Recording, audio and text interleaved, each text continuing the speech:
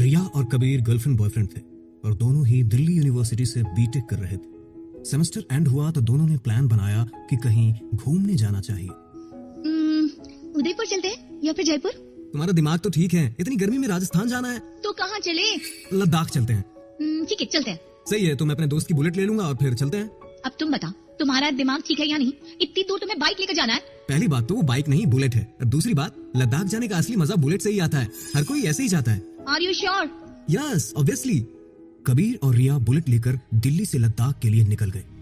पहले उन्होंने दिल्ली और हरियाणा के ट्रैफिक को पार किया। इस समय तक उन्हें मजा नहीं आ रहा था, लेकिन जैसे ही उनकी एंट्री हिमाचल में हुई तो ठंडी हवा के झोंकों ने उनके मूड को एकदम रिफ्रेश कर दिया। Wow, what a relief. Seriously, पहाड़ों की बात ही अलग है। लेकिन तुम्हें पता है, मैंने सुना है पहाड़ों पर वो होता है। क्या वो? आई डोंट नो, मुझे उसे क्या नाम देना चाहिए? भूत, चुड़ैल, साया या छलावा, लेकिन कुछ तो होता है। ओह, जस्ट शट अप। तभी अचानक कबीर ने बाइक रोक दी और बोला, अबे यार, ये बीच में भेड़ों का झुंड कहाँ से आ गया? पागल मत बनाओ कबीर, सामने कुछ भी नहीं है, चलो चुपचाप। रिया, मजाक मत करो। सामने इतनी सारी भेड़ है और तुम कह रही हो कुछ है ही नहीं। वो देखो, भेड़ों के साथ एक छोटी सी लड़की भी है। इतनी सी बच्ची इतनी सारी भेड़ें चरा रही है। अरे, पर ये हम लोगों को क्यों देख रही है? कबीर, मुझे डर लग रहा है, प्लीज ऐसे मत बोलो। डर तो मुझे लग रहा है कि ये तुम्हें क्यों नहीं नजर आ रहे हैं। ओह शिट, ये हम लोगों की तरफ क्यों आ रहे हैं? कबीर बाइक घुमाओ प्लीज, चलो यहाँ से, मुझे डर लग रहा है। बाइक नहीं, बुलेट। पहले भी बता चुका हूँ। You, I will kill you, बेवकूफ बनाते हो। सॉरी, बस मजे ले रहा था। कबीर ने फिर से बुलेट स्टार्ट की और दोनों लहराते रास्तों से होते हुए मंजिल की ओर बढ़ने लगे। शाम के करीब वो दोनों मनाली पहुंच गए। चलो यार, पहले पेट पूजा कर लेते हैं, ये भूख अब बर्दाश्त से बाहर है। हाँ बिल्कुल। दोनों ढाबे में जाते हैं और खाना खाते हैं। यहीं रुक जाते हैं आज रात? नहीं, जब चल ही रहे तो अब चलते रहते हैं। अभी चलेंगे तो सुबह तक लद्दाख पहुंच जाएंगे। टाइम नहीं है ज्यादा, मम्मी की कॉल आ गई तो वापसी करनी पड़ेगी। फिर तुम कहोगे घूमे नहीं ठीक से। तभी ढाबे वाला बोल पड़ा, बेटा, रात में पहाड़ों में सफर मत करना, अच्छा नहीं होता। यहाँ वो होता है। हमें सब पता है अंकल, क्या होता है क्या नहीं होता है। डरावनी कहानियां सुनाने से हम डरेंगे नहीं। रिया, अंकल सही कह रहे हैं। चुप रहो ना, अब मैं तुम्हारे डराने से नहीं डरने वाली। कबीर ने हार मानकर बुलेट स्टार्ट की और दोनों निकल पड़े। रात गहराती जा रही थी और रास्ते में सन्नाटा पसर चुका था। चारों ओर अंधेरा और हवा की आवाज अजीब सी लग रही थी। क्या तुम्हें भी लग रहा है कि कोई देख रहा है? हाँ, मैं देख रही हूँ, बकवास मत करो। अचानक एक बहुत बड़ा ट्रक सामने आ गया, इतना बड़ा कि जैसे वो बुलेट को निगल जाएगा। कबीर ने जोर से ब्रेक मारी और बुलेट एकदम से बाईं ओर झुकी, लेकिन बच गए। हाँ, लेकिन वो ट्रक गया कहाँ? दोनों मुड़े, देखा ट्रक तो गायब था। ये क्या मजाक है? ट्रक इतना बड़ा और अब कुछ भी नहीं। कबीर ने खाई की ओर देखा, वहां भी कुछ नहीं। ये कुछ ठीक नहीं है रिया। अब क्या कर सकते हैं, बस चलते रहो। दोनों ने खुद को संभाला और सफर जारी रखा। कुछ ही घंटों बाद वो लद्दाख के पास पहुंचने वाले थे। वहां उन्हें दिखा कि एक एक्सीडेंट हो रखा था, लेकिन वो रुके नहीं। मुझे ऐसा लगा कोई औरत रो रही थी। अरे जाने दो, यहाँ किसी पचड़े में पड़ना सही नहीं है। थोड़ी दूर जाकर अचानक बुलेट बंद हो गई।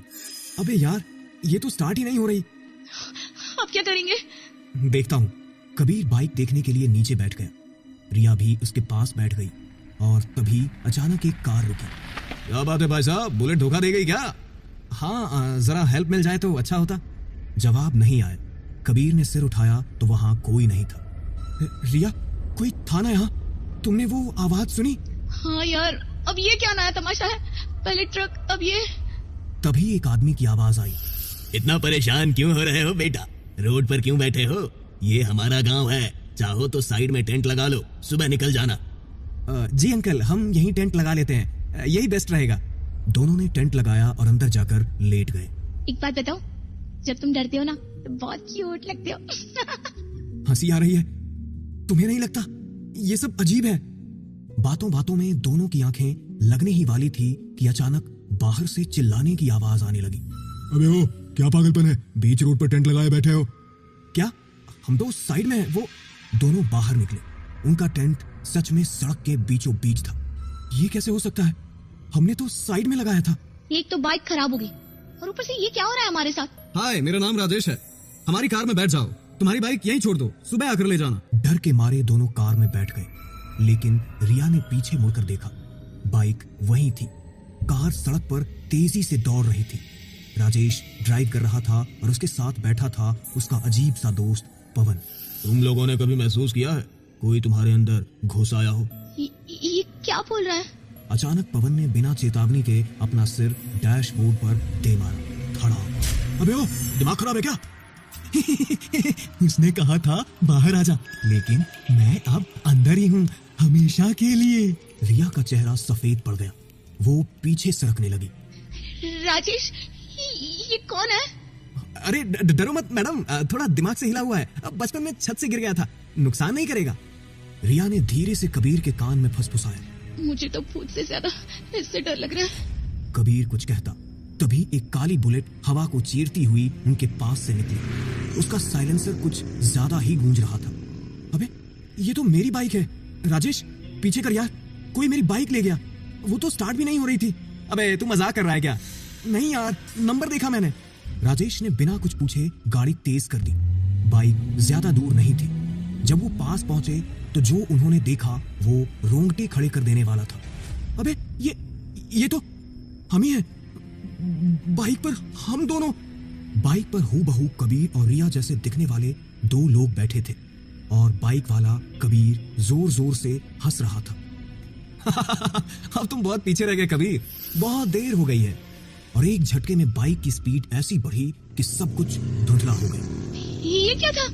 एकदम सन्नाटा छा गया। कोई कुछ नहीं बोल पा रहा था। तभी राजेश ने अचानक ब्रेक मारी। अबे कबीर, जरा उतर के देख, शायद टायर में हवा कम है। कबीर कार से उतरकर जैसे ही झुका, राजेश ने जोर से एक्सेलरेटर दबाया। अबे ओ, रुक! कार धूल उड़ाती हुई गायब हो गई। कबीर गुस्से और हैरानी में चिल्लाता रह गया। हे भगवान, अब मैं क्या करूं? 5 मिनट बाद सामने से एक लड़की लड़खड़ाते हुए आती दिखी। वो रिया थी, लेकिन बुरी तरह घायल। कबीर, मैं चलती कार से कूद गई, वो लोग दरिंदे हैं। कबीर उसे पकड़कर लिपट गया। वो कांप रही थी। रिया, तू ठीक है ना?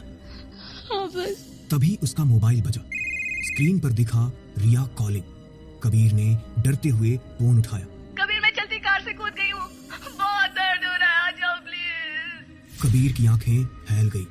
कबीर के सामने 2 रिया थी। एक उसके सीने से लिपटी कांप रही थी और दूसरी फोन पर मदद की गुहार लगा रही थी। तू कौन है? आप समझे असली कौन है? उसका चेहरा अचानक बदलने लगा। आंखें काली पड़ गई, होंठ नीले और चेहरा पिघलता हुआ सा लगने लगा। कबीर पीछे हटने लगा। उसके हाथ से मोबाइल गिर गए।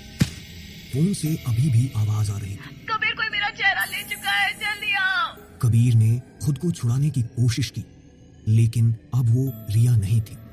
वो किसी और ही चीज में बदल चुकी थी। एक सड़ी गली औरत की लाश, जिसकी आंखें उल्टी थी और चेहरा बुरी तरह जला हुआ था। तुम दोनों ने मुझे जलते देखा था, भागे थे, अब भागोगे कहाँ? हम कौन? नहीं, हम तो पहली बार आए हैं इधर। झूठ! तुम और रिया इसी मोड़ पर गाड़ी चला रहे थे। तुमने एक्सीडेंट किया और मुझे सड़क पर छोड़कर भाग गए। मैं चलती रही, तुम हंसते रहे।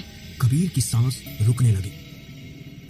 वो एक्सीडेंट, वो सपना था? नहीं, और अब तुम फिर वहीं लौट आए हो। कबीर जोर से चीखा, लेकिन किसी ने नहीं सुना। तभी कार की रोशनी फिर से दिखी। असली रिया खून से सनी दौड़ती आई। कबीर भागो, वो मैं नहीं हूँ। कबीर उसकी ओर भागा, लेकिन बीच में वो छाया आ गई। एक बार मरते हैं, बार बार नहीं। छाया ने कबीर और रिया दोनों की गर्दन एक साथ पकड़ ली। दोनों जमीन पर गिर पड़े। आंखें खुली की खुली रह गई। चारों ओर सन्नाटा छा गया।